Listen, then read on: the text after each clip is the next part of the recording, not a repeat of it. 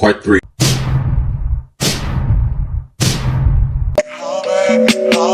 Yes, I'm jaded. Most of the things I don't wanna say.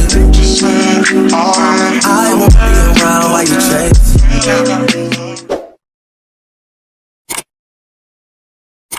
Let's get into it. He did that trip out shit at the Wreckyard fence that second time.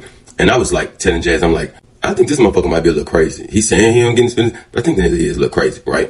Even though I'm going to school, me and him, you know, he stayed on 4 building. I was on 3 building. We would still like go eating shit. We would vibe. It kind of got to a point where he was like, he want to try the relationship shit.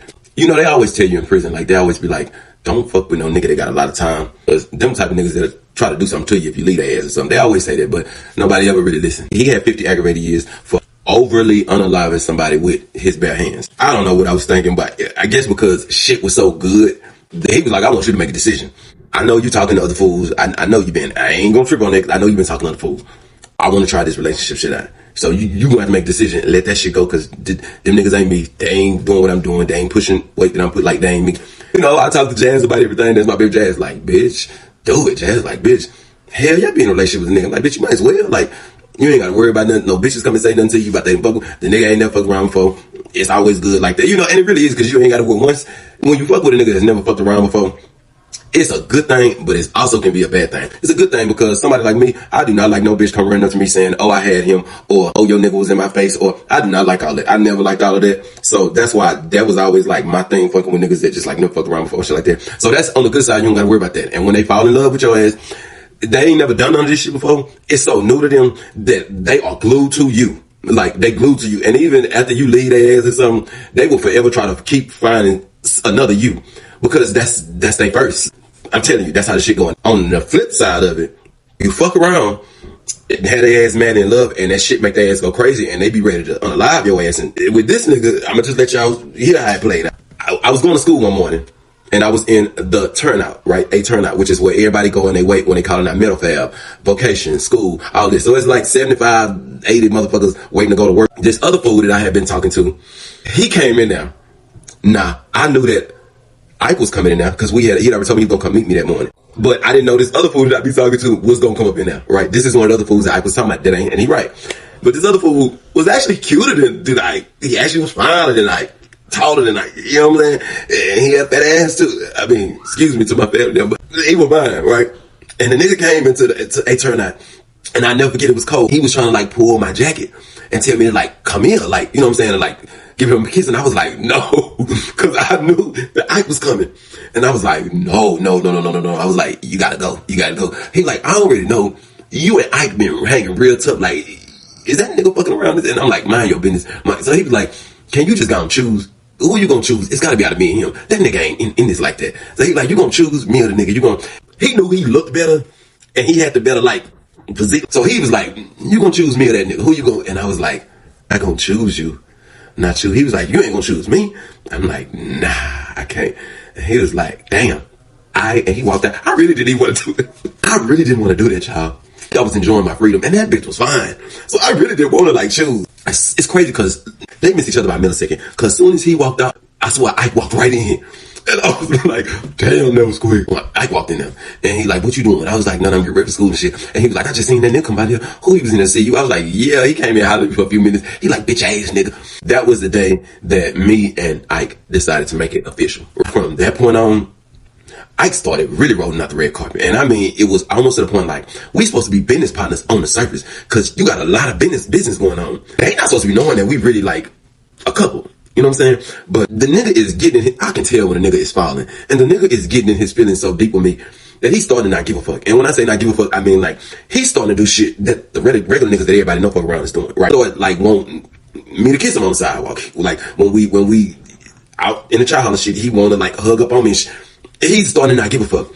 And I'm like, nigga, business nigga, he like, I know what the fuck I'm doing. This ain't gonna stop that. I don't give a fuck what they gonna do. He like, this ain't gonna stop that. I'm like, alright, nigga started really rolling out the red carpet for me. And I don't think y'all understand. Whatever I wanted, I didn't have to tell the nigga twice. I mean, like, whatever I wanted, I didn't have to tell this nigga twice. I told this nigga I needed a pair of hazel contact. He got them over in 3 days. I told this nigga I wanted a pair of green contacts. He went and got them in another 3 days. Everything I asked for, the nigga had. And the shit that I wasn't asking for, the nigga had. Any shitty money, any money that niggas would shit out, the nigga would get at me. The nigga taught me everything about the game. Taught me how to clean shitty money. Me and Jazz would go in the cell, and we would clean shitty money with boiling hot water, a bowl, like a spoon of powder bleach, pour it in there with the shitty bills, like barely stir it with like a little, like a little popsicle stick or something, and then we take the shit out, lay it on the pillow on the towels out the window with the fans, and let the shit dry. Like, we was getting money. There was no more sending me a bird here, do that. The nigga was sending me so many birds of James Brown. I mean, I can't really get into it, but this nigga was making sure I was, having it. And when I say, that's why I say Jazz is my best friend and my get money bitch, because when I talk about friendship, this is a bitch that it's shit that you ain't got, a real friend that you ain't got to tell her. You know what I'm saying? Like, the nigga would have one of his running store volleyball over the wall, and it might have a zone of Mary Jane. We gonna take that zone, right? That he'll get to me. I'm gonna take that. I'm gonna take a balloon of that for me and my bitches to blow. That's me, Jazz. If some of y'all may know Von B, his brother Chris Freeman. So that'll be for me, Jazz, Chris Freeman, Sean, Bobo. That's for us. I keep a balloon for us to blow. Then Jazz seal the rest of it. And Jazz had a little Hispanic guy that was braided up. I take that and get it to Jazz. Jazz would take that, give it to her little Mexican little, dip, and he'll buy it from me for $200, right? But then Jazz would take that same one, and she'll take a balloon out of that hole for all of us, and get him the rest of that, right? And we still gonna be blowing out of our shit after we blow out of like his shit. You know what I'm saying? That was my bitch. That's the type of shit that you ain't gotta tell. You like, I can go down the pipeline when it comes to that bitch. That is a fucking friend. While we were on while he was still on Fort Building, I think that because I was in the cell with Baby J, who I tell y'all about. I'm in the cell with Baby J. Baby J got a lot going on with those two pen pals that was sending Baby J a lot of money. Baby J had a horn, which a horn is a cell phone. Baby J had a horn. Then I'm in the same cell, 45 cell. It's working around that me or not just business partners, but we fucking around. And they know that Ike is that nigga. You know what I'm saying? And it's a lot of money flowing. You know what I'm saying? Like a lot of money flowing. And I got runners on the section that's, slanging and selling and doing, making moves for me that I need to take care of, right? Somehow, there was this captain on Styles Unit that they used to call the Boogey Man. All right, and those of y'all that know, y'all know he was a white man. The man was so good with busting motherfuckers. He would be like, he would come in your cell and you wouldn't even know it. He hit me in Baby J's cell one night. Listen, the Boogey Man was so cold with busting motherfuckers with horns in they cells and shit. This motherfucker will be in the dark with a black hoodie on, standing out. This motherfucker used to be looking like Jason Voorhees, like Friday the 13th. He would be with a hoodie on with his hands in his shit, just like watching. Like the motherfucker was, I give it to him, he was cold. When the motherfucker hit my cell, me and Baby J cell, it's in the middle of the night. We knocked the fuck out. It gotta be like 2 something in the morning. All I know, I don't even hear this man. I didn't even know they hit out. They came inside our house. All I know is I wake up, I hear somebody with a flashlight over me saying, "Wake up, I'm here. Wake up." I open my eyes, I'm like, what the fuck? I go to try to like move. And he said, "Hold up, top bunk, don't you move. Bottom bunk, get up really slowly. Bottom bunk, strip naked." Now he got some bosses in there with him, and they stripping Baby J first. They strip Baby J, tell Baby J go outside cell. Then they say, "Top bunk, I want you to walk slowly out the bunk. Don't move. Get naked."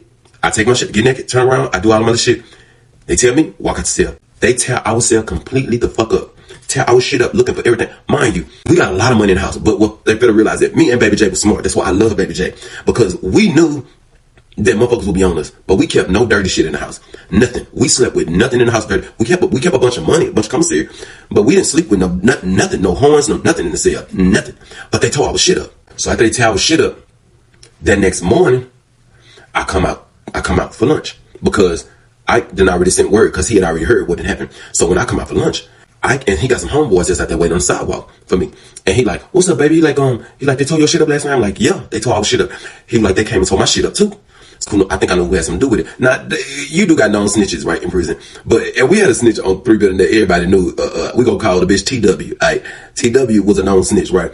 But he seen the bitch coming up the sidewalk while they feeding lunch.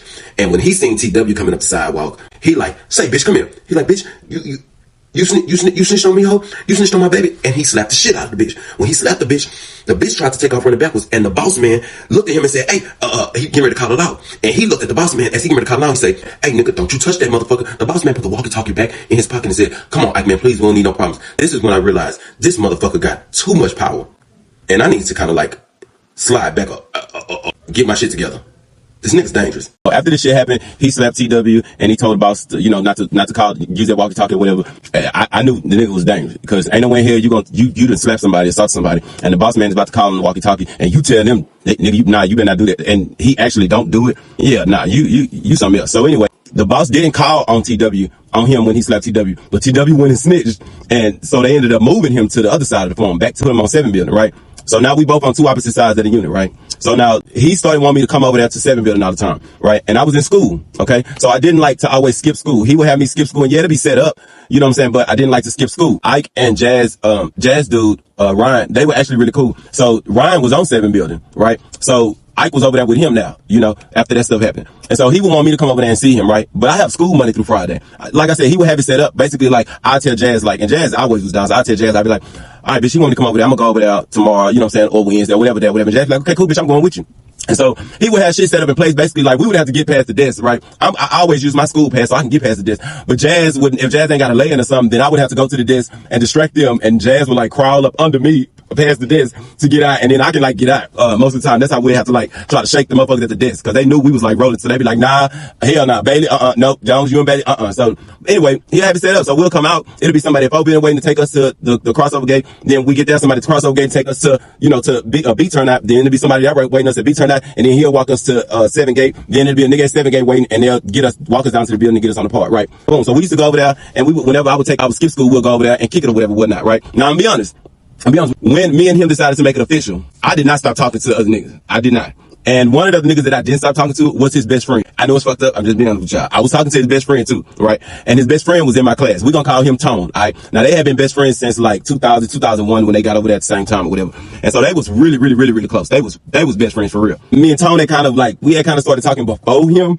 I just didn't stop talking to him, and Tone wasn't trying to stop talking to me, right? So I was going to school every day and talking to Tone and blurting, and I was doing that. And then on the wing, where I lived at, it was a dude named, I'm gonna call him LoC. He was gang affiliate. I'm gonna call him LoC. Me and LoC was fucking around on the building, right?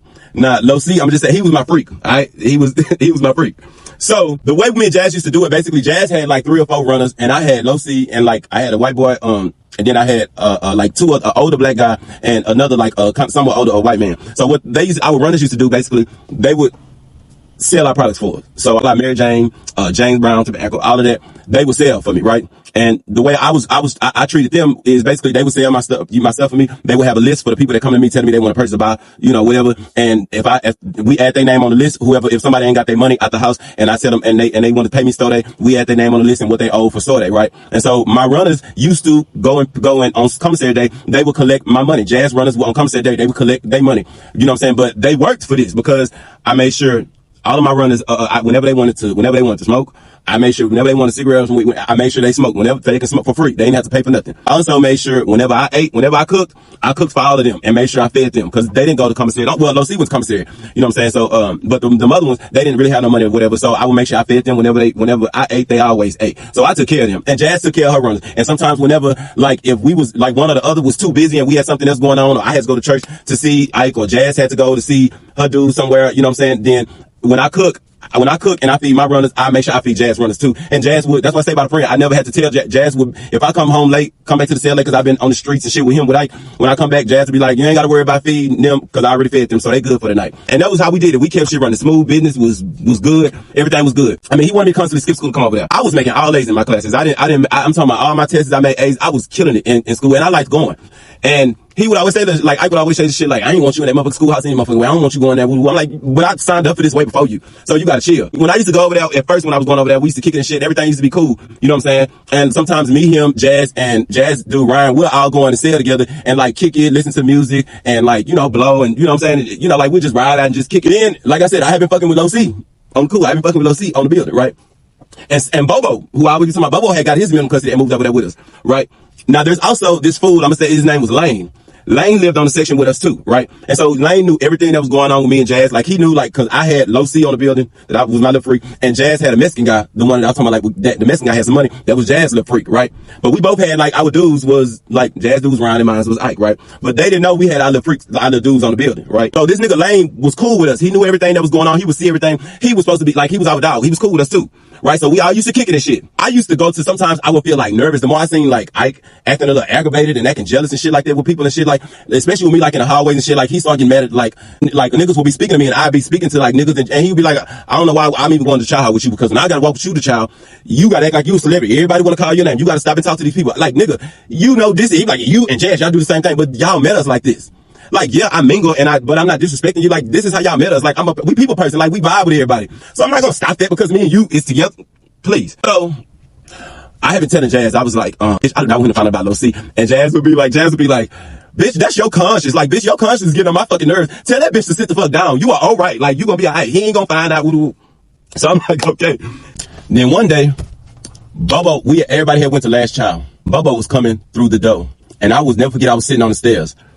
I looked up at the door and Bobo's face it said it all. It was like, he like was before the door open. He was like, looking at me, and we locked eyes, and he was like, shh. And I'm like, something is wrong. And so as soon as Bubba came to the door, he was like, come here, D, I gotta holler at you. And I'm like, what's going on? And he said, he know. And I said, he know what? He said, he know about LoC. And I said, how the fuck you know? I'm like, are you sure? He said, I know he know. He said, somebody been going back to their kitchen at nighttime, talking to niggas, and the niggas done took it back to him. I'm like, somebody, what you mean, like over here in the kitchen? I'm like, who the fuck go to kitchen at nighttime? That bitch Lane that motherfucker go to he work in kitchen seg overnight. I'm like, Bubba, it's gotta be him. Who the fuck else? Don't nobody else go to the kitchen.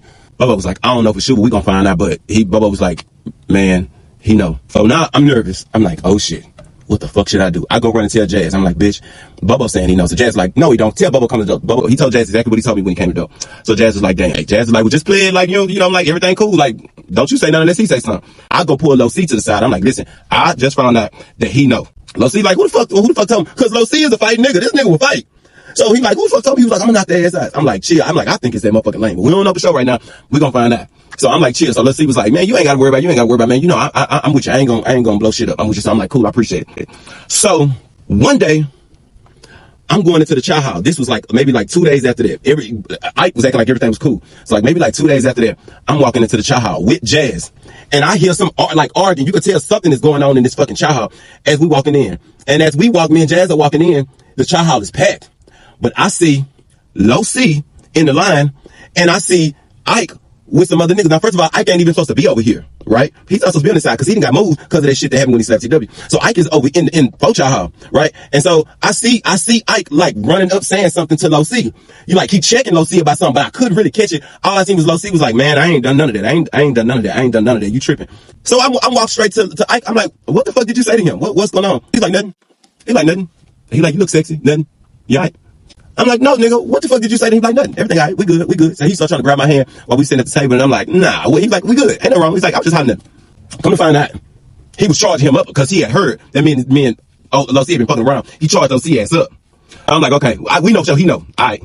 So boom, he sends word for me to come over there to 7 I told him, Ike, I'm not about to keep coming over there because I like school. I'm not going to keep skipping school just to come over there to see you and get in trouble. I'm not going to keep doing it. I want to go home. He sent like a kite to me telling me like, no, you going to bring your ass over here. I don't want to hear that. You going to come over here. I'm like, I'm not coming over there. I'm like, no, like he sent a word. I'm like, I'm not coming. I ain't coming. So like 2 days later, me and Jazz, we pull a stunt and we go over there. Like, you need to come over here because it's urgent. You need to bring your ass over here. So me and Jazz go over there. Me and Jazz go into his house, and Ryan, Jazz dude, was in there. And we sitting there talking. And his hair all over his head. He looked like he ain't got no sleep. He looked like he was just like been going through it. And I'm like, what the fuck is wrong with you? What's going on? So I'm sitting on the I'm sitting on the toilet and facing him, right? And this nigga is twisting this brush. And he's shaking it. And I knew something was up. And he looked at me and he said, them niggas told on you, D. They told on you. So you need to come clean. I'm like, come clean about what? He like, them niggas told on you.